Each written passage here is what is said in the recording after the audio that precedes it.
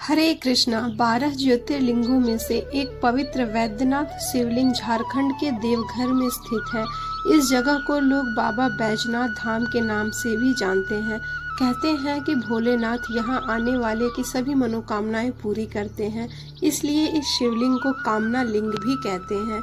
12 ज्योतिर्लिंगों के लिए कहा जाता है कि जहाँ जहाँ महादेव साक्षात प्रकट हुए वहाँ ये स्थापित की गई। इसी तरह पुराणों में वैद्यनाथ ज्योतिर्लिंग की भी कथा है जो लंकापति रावण से जुड़ी है।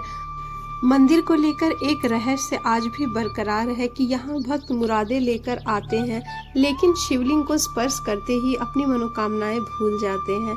शिवधाम में त्रिशूल लगा होता है, लेकिन वैद्यनाथ ज्योतिर्लिंग में पंचशूल लगा है। कहते हैं कि ये पंचशूल सुरक्षा का कवच है। मान्यता है कि इसके यहाँ रहते हुए कभी मंदिर पर कोई आपदा नहीं आ सकती। वैद्यनाथ मंदिर का यह पंचशूल मानव शरीर के 5 विकार काम, क्रोध, मद, लोभ, मोह को नाश करने का प्रतीक है।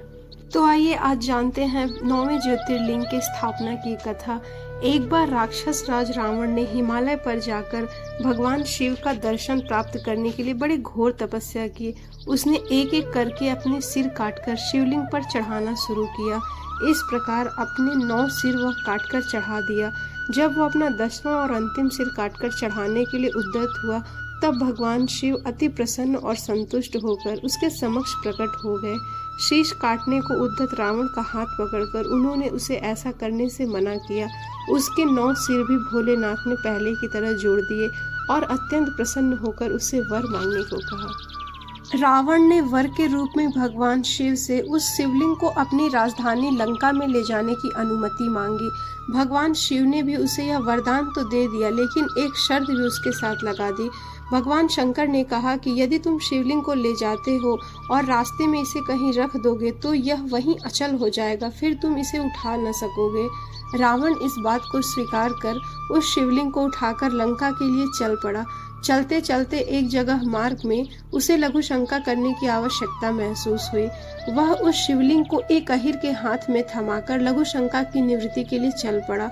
उस अहिर को शिवलिंग का भार बहुत अधिक लगा और वह उसे संभाल न सका। विवश होकर उसने शिवलिंग को वहीं भूमि पर रख दिया। रावण जब लौटकर आया तब वह बहुत प्रयत्न करने के बाद भी शिवलिंग को किसी प्रकार भी उठा न सका। अंत में थककर उस पवित्र शिवलिंग पर अपने अंगूठे का निशान बनाकर उसे वहीं छोड़कर लंका को लौट गया। तत्पश्चात ब्रह्मा, विष्णु आदि देवताओं ने वहां आकर उस शिवलिंग का पूजन किया। इस प्रकार वहां उसकी प्रतिष्ठा कर वे लोग अपने अपने धाम को लौट गए। यही ज्योतिर्लिंग श्री वैद्यनाथ के नाम से जाना जाता है। यह श्री वैद्यनाथ ज्योतिर्लिंग अनंत फलों को देने वाला है। यह 11 अंगुल ऊंचा है। इसके ऊपर अंगूठे के आकार का गड्ढा है जो कि रावण द्वारा किया गया है। कहा जाता है कि यह वही निशान है जिसे रावण ने अपने अंगूठे से बनाया था। यहाँ दूर दूर से तीर्थों का जल लाकर चढ़ाने का भी विधान है। रोग मुक्ति के लिए भी इस ज्योतिर्लिंग की बहुत महिमा है। पुराणों में बताया गया है कि जो मनुष्य इस ज्योतिर्लिंग का दर्शन करता है उसे अपने समस्त पापों से छुटकारा मिल जाता है। उस पर भगवान शिव की कृपा सदा बनी रहती है। दैहिक, दैविक और भौतिक कष्ट उसके पास भूलकर भी नहीं आते। भगवान शंकर की कृपा से वह सारी बाधाओं, समस्त रोगों, शोकों से छुटकारा पा जाता है और उसे परम शांतिदायक शिव धाम की प्राप्ति होती है। तो दोस्तों, ये थी आज के 9वें ज्योतिर्लिंग वैद्यनाथ ज्योतिर्लिंग की कथा। आपको यह कथा कैसी लगी हमें कमेंट करके जरूर बताएं। हरे कृष्णा।